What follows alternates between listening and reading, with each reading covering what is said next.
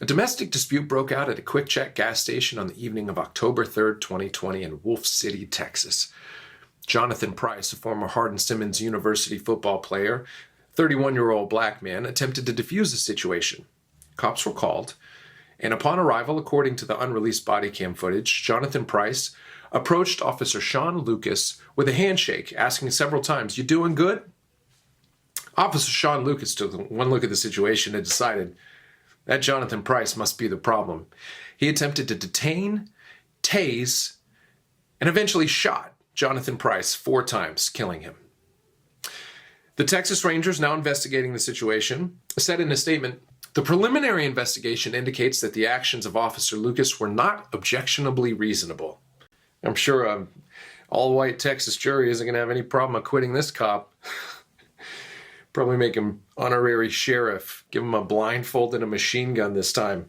"Get back out there, keep our city safe, copper." Ugh. But that's not the point. Point is, not that we don't ever really see justice in this country. It's that we're Officer Sean Lucas. That's right. As frustrating as it is to look at that situation and go, that's despicable that this guy shows up and with his ill-conceived notions decides he has the right to become judge, jury, and executioner. But without all the information. He came in late to the party and suddenly he, because of whatever position he had, decides he's got the answers. But he was wrong. He was wrong. Jonathan Price suffered for it. We're Officer Sean Lucas, and Jonathan Price is God, the God of the Old Testament. Anytime we look at that, the situations going on in the Old Testament, decide, at one glance, I think I got this figured out. God's the bad guy. He's a warmonger, capricious, villainous, mean, savage, and all the people who died on the other side of this war between good and evil are the victims. Nobody covers this topic better, in my opinion, than Dr. Michael Heiser in his book, The Unseen Realm.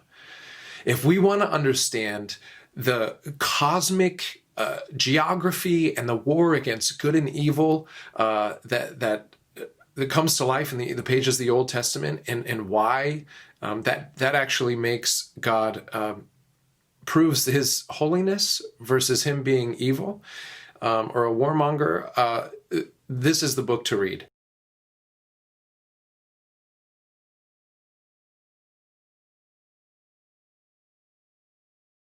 So I want to spend the next few weeks wrestling with the apparent contradictions that exist in the pages of the Bible, both in the Old Testament between the idea of a good God and the bloodshed that we see and how that could possibly make any sense, and this divide that seems to exist, the contradiction that seems to exist between a passive Jesus, who also claimed to be the same God as this Yahweh, who at times seems bent on war.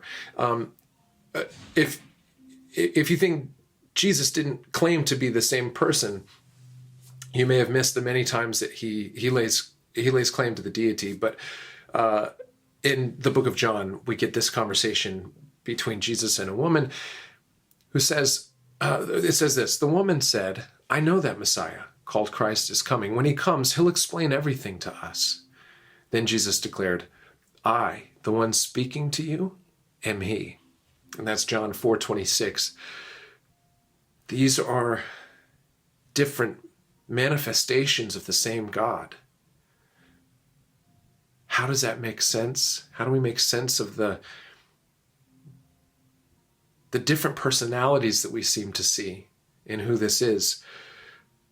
The bedrock of understanding this, I think, the door to understanding our purpose and meaning in life, how we fit into the universe and our relationship with God and what that's supposed to be, hangs on the hinges of Genesis 1:27, I think, where it says, for God created mankind in his own image. We get the idea of imago Dei. We are made in the image of God. What does that mean? It's both the understanding that through us, God can be self-actualized, and we also then become instruments and co-creators with God. So who is God? God is love and light and goodness. He's infinitely holy. That is our target. That's the image that we were made to represent. We are called to be co-creators. We are called to be love and light in the world. Everywhere we go, we should be seeking to find ways to heal and to grow and to nurture and to nourish. Agricultural analogies are used all throughout Scripture, where we till the soil and plant seeds and watch them grow and see fruit, many different kinds of fruit grow out of trees and vines, and how we participate in that. How we're grafted into vines and become one with the citizens of the kingdom of heaven. That's what we're called to. And the rest of the saga that we get in Scripture is born out of that understanding about whether or not we get that right or wrong. That's the bedrock of the biblical narrative.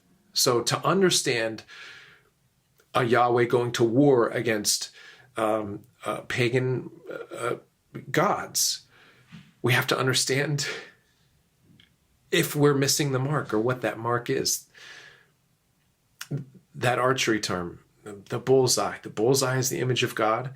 If we miss, that's where our separation begins. And the rest of it is God reconciling that, bridging a gap between, drawing us back into community with him. So we'll continue to tackle this. It's a big topic.